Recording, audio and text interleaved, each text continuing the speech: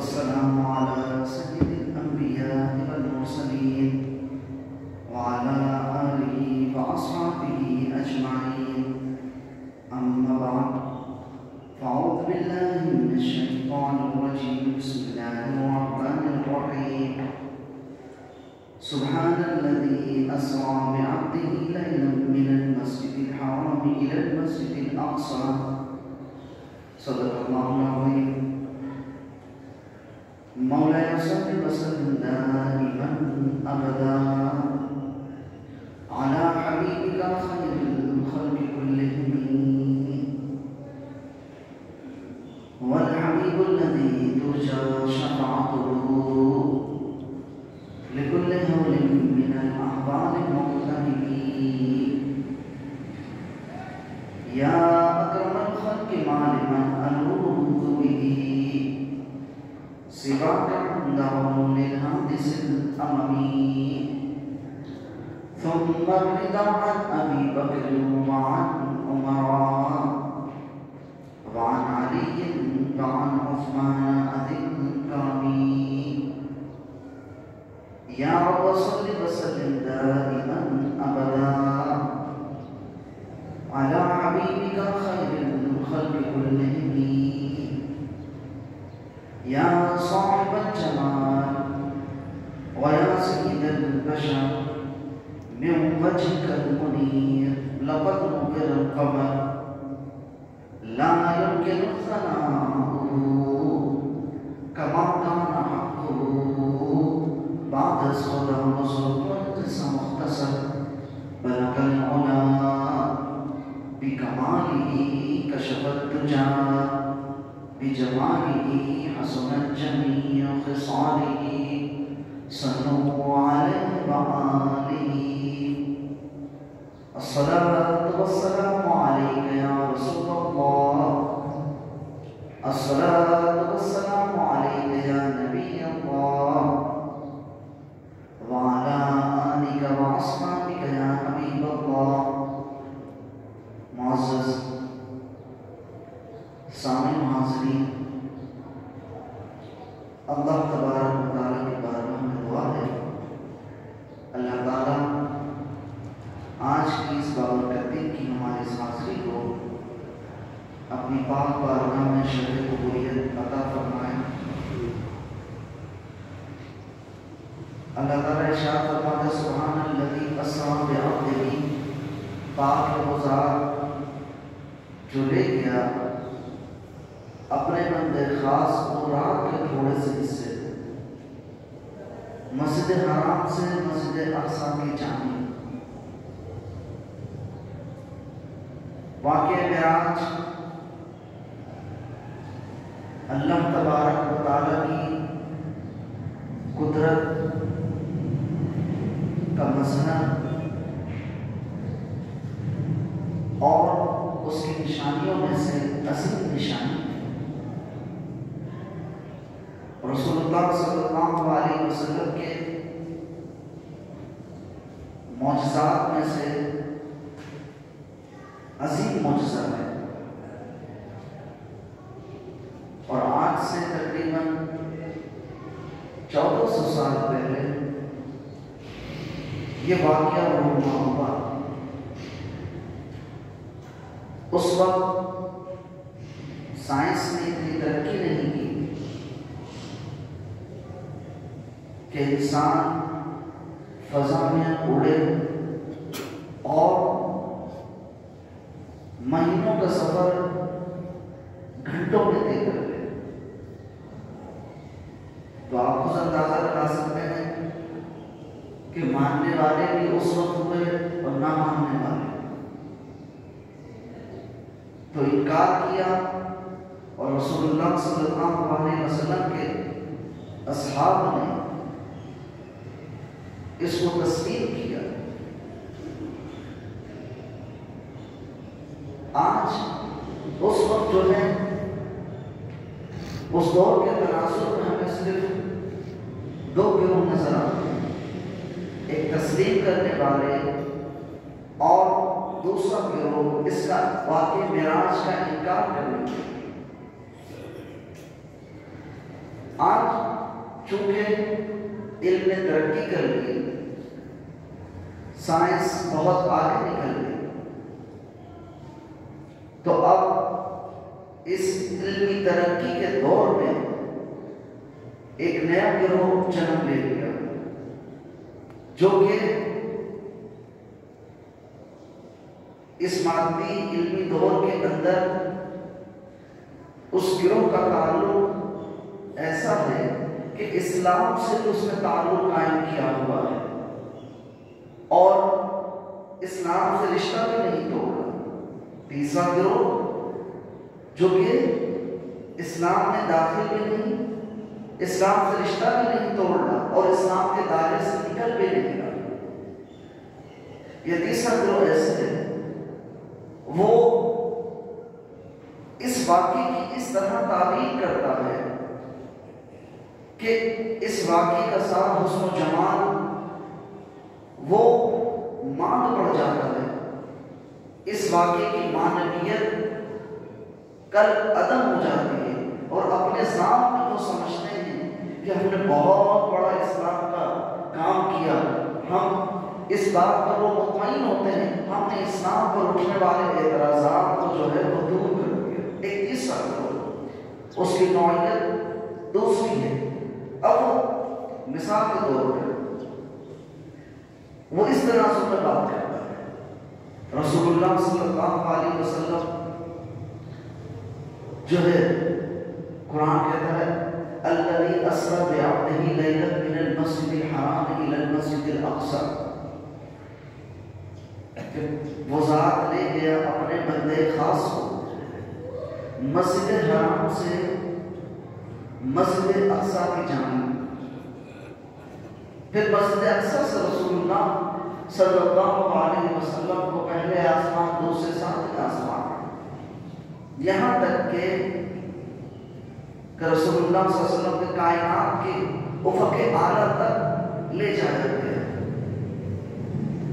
آپ صلی اللہ علیہ وسلم کائنات کے افق اعلیٰ تک گئے، ساتوں آسمان سے اوپر چلے گئے، اور جہاں نہ ٹائم ہوتا ہے نہ اسپیس ہوتا ہے، زمان و مکان جہاں ختم ہو جاتا ہے، جہاں حدود ختم ہو جاتی ہے،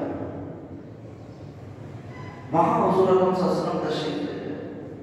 اب یہ جو تیسرا گروہ ہے یہ اعتراض یہ کرتا ہے کہ رسول اللہ صلی اللہ علیہ وسلم تشریف لے گئے، کس طرح لے گئے؟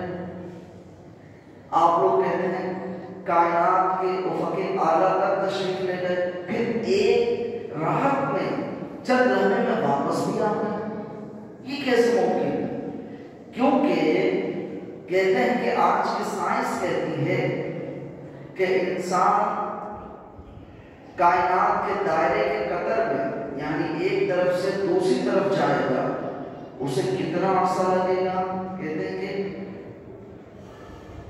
3000 ملین نوری سال کا عرصہ لگے گا، 3000 ملین نوری سال، یعنی یہ ایک مسافت بتائیں گے جو کہ روشنی مسافت ہوتی ہے۔ روشنی آپ یہ دیکھیں کہ روشنی کی رفتار، روشنی ایک سیکنڈ میں 3 لاکھ کلومیٹر سفر کرتی ہے، 3 لاکھ کلومیٹر ایک سیکنڈ کے اندر، تو یہ روشنی 3000 ملین سال جب سفر کرے گی تو کائنات کے افق اعلیٰ پر جب جا کر پہنچیں گے، وہ کہتے ہیں یہ کیسے ممکن ہوا کہ رسول اللہ صلی اللہ علیہ وسلم ایک رات میں گئے اور واپس بھی آئے؟ یہ اعتراض ہے۔ اب اس طریقے سے یہ لوگ، اب یہ طبقہ جو ہے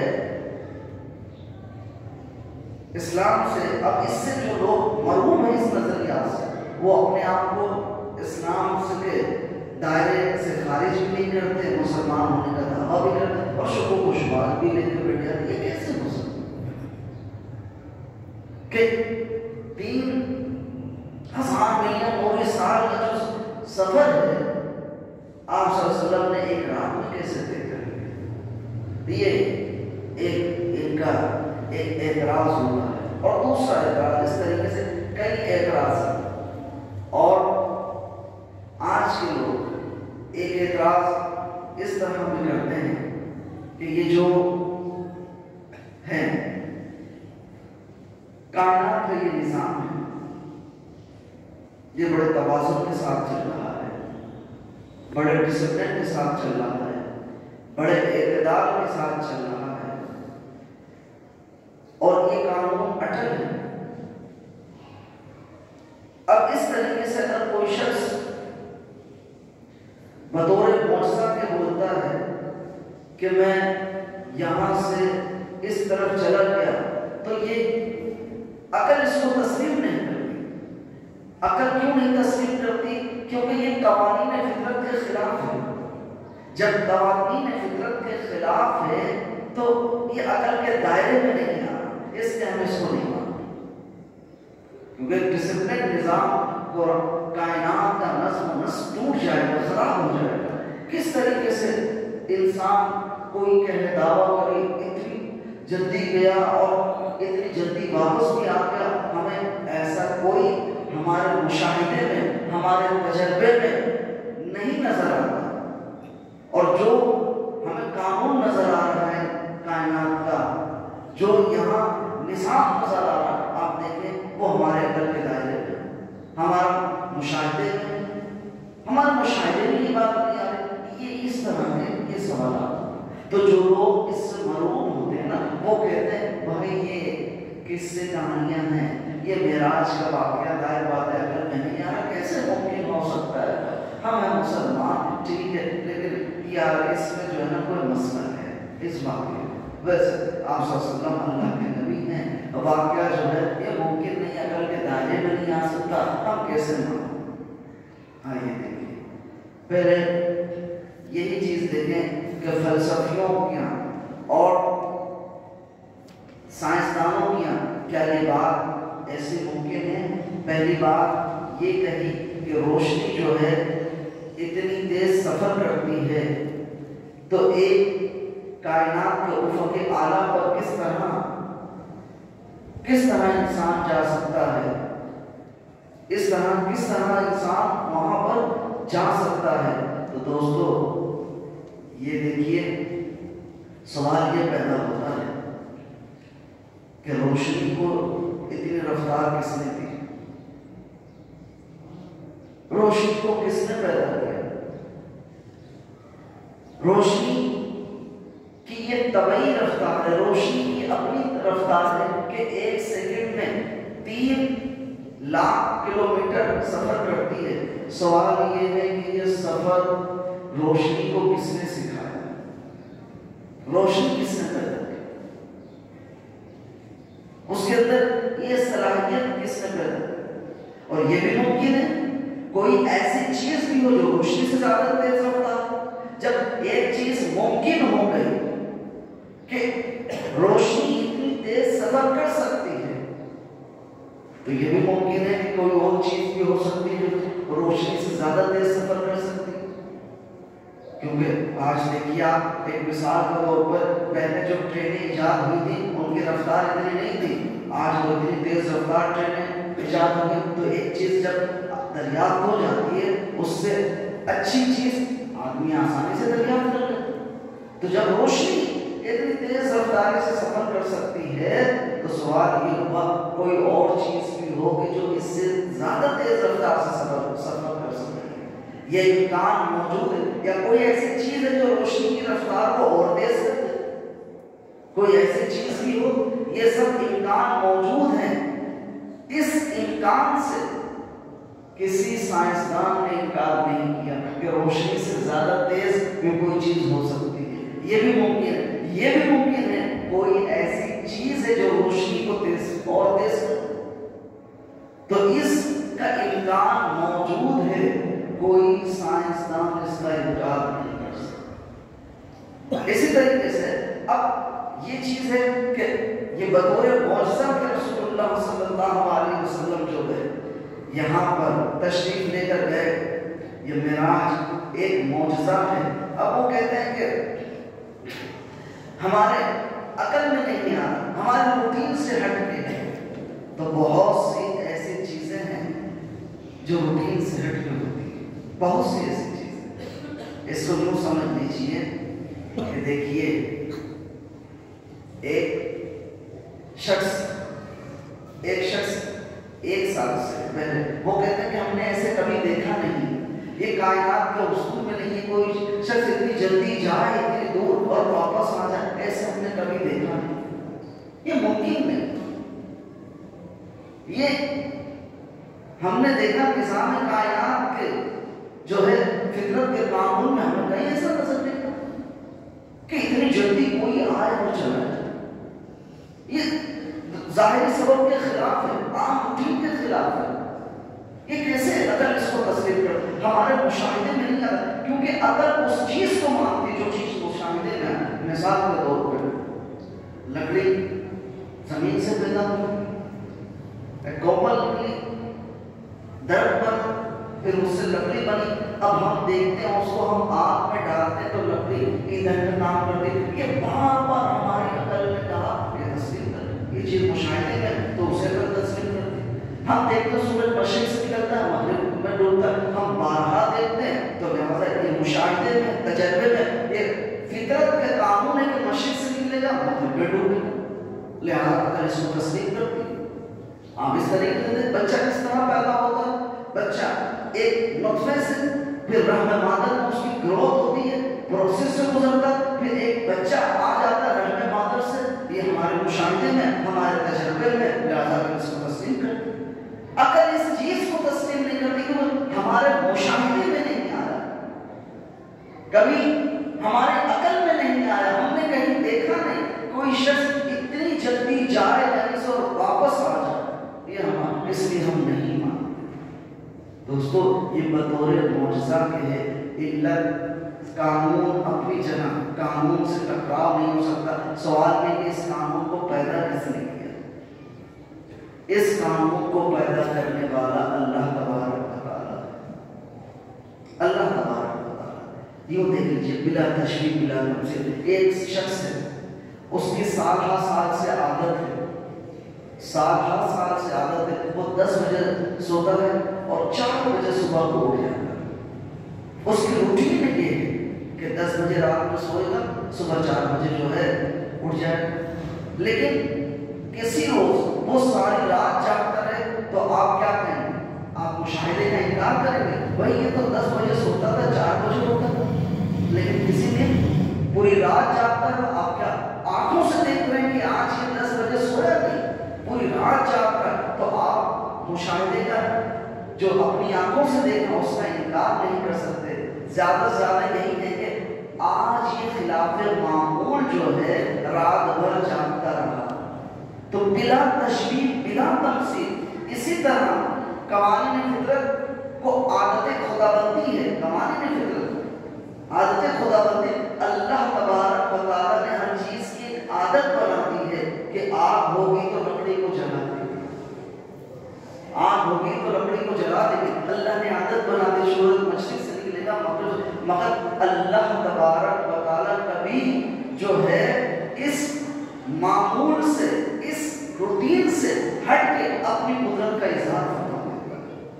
اللہ تبارک و تعالیٰ کبھی اپنی قدرت کا اس طرح اظہار فرما دیتا ہے۔ تو دوستو اس لیے مسلمان کی شان یہ ہے، یہ دیکھیے، یہ ایسا ہم بہت سی جگہ دیکھتے رہتے ہیں، لیکن مسلمان کی شان یہ ہے دوستو کہ مسلمان جو ہے کسی واقعے کے ہونے نہ ہونے کا انحصار اس بات پہ نہیں عقل میں آئے یا نہ۔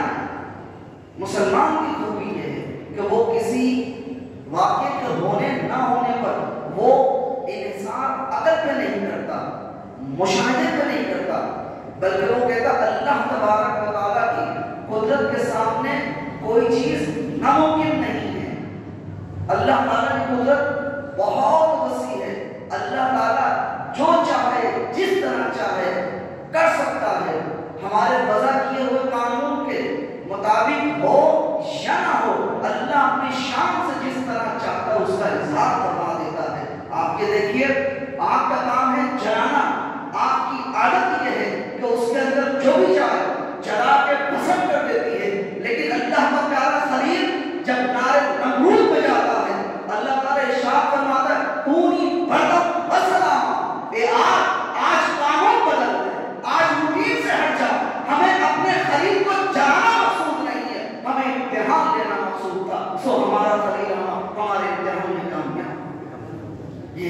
آپ یہ دیکھیں کبھی لاٹھی حرکت نہیں کرتی، کبھی عصا اپنی ہیئت چینج نہیں کرتی، لیکن اللہ اپنے پیارے کلیم کو جب معجزہ عطا کرتا ہے، اللہ کا پیارا کلیم حضرت موسیٰ علیہ السلام جب اپنی لاٹھی زمین پر رکھتے ہیں تو وہ اشتہا ہو جاتی ہے۔ بتائیے عام روٹین کے نہیں ہے، مشاہدہ یہ نہیں ہے، کبھی کسی نے کسی لاٹھی کو اشتہا بنتے ہوئے نہیں دیکھا، لیکن اللہ نے اپنے کلیم کے لیے، اپنے پیارے رسول حضرت موسیٰ علیہ السلام کے لیے قانون کر دیا۔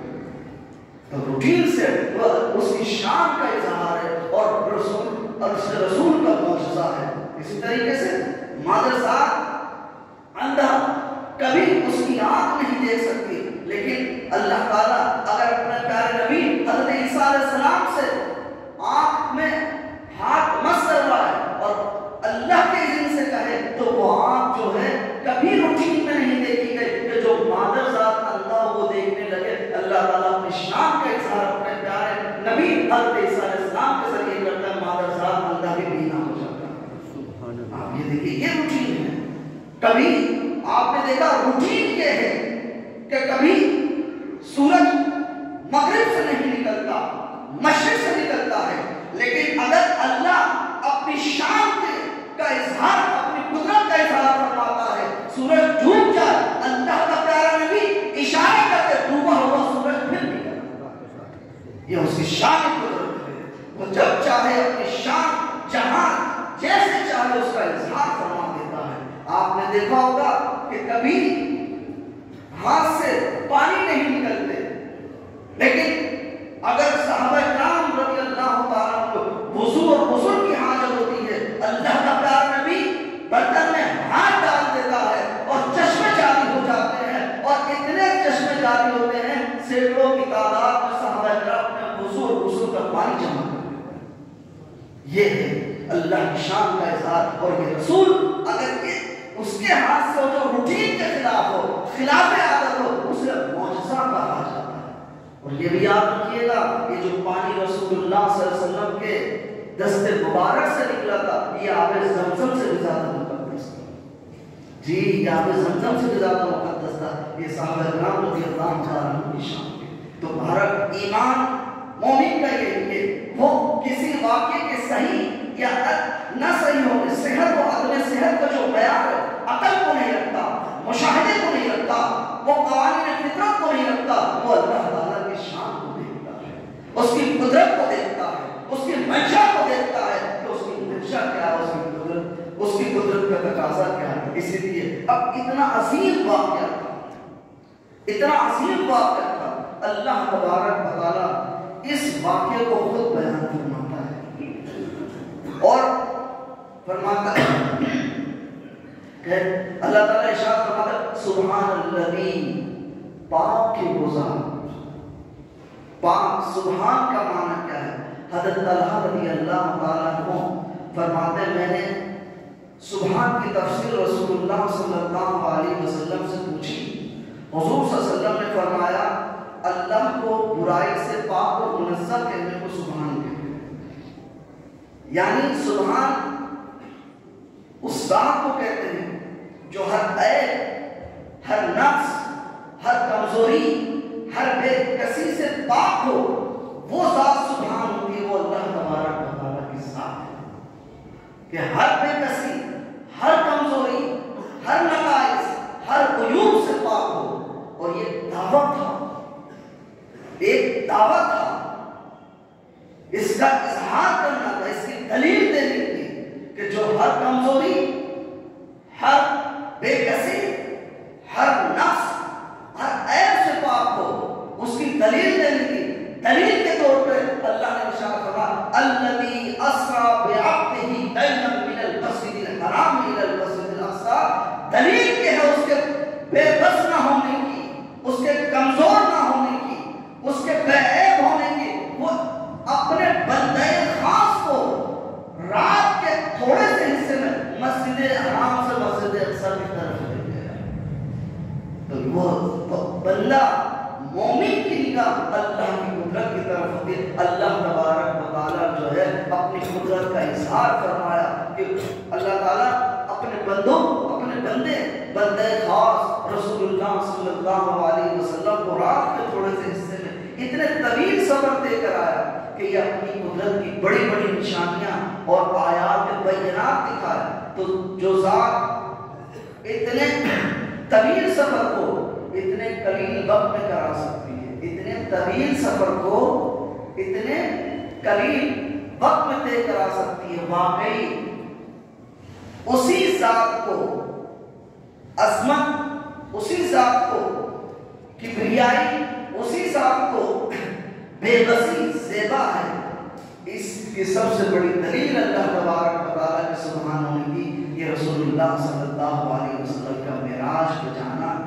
آپ صلی اللہ علیہ وسلم کا معجزہ معراج ہے. اس لیے دوستو یہاں یہ بات یاد رکھیے گا، جس کا ایمان جتنا مضبوط ہوتا ہے وہ اتنا ہی اللہ اس کے رسول پر یقین کرتا ہے.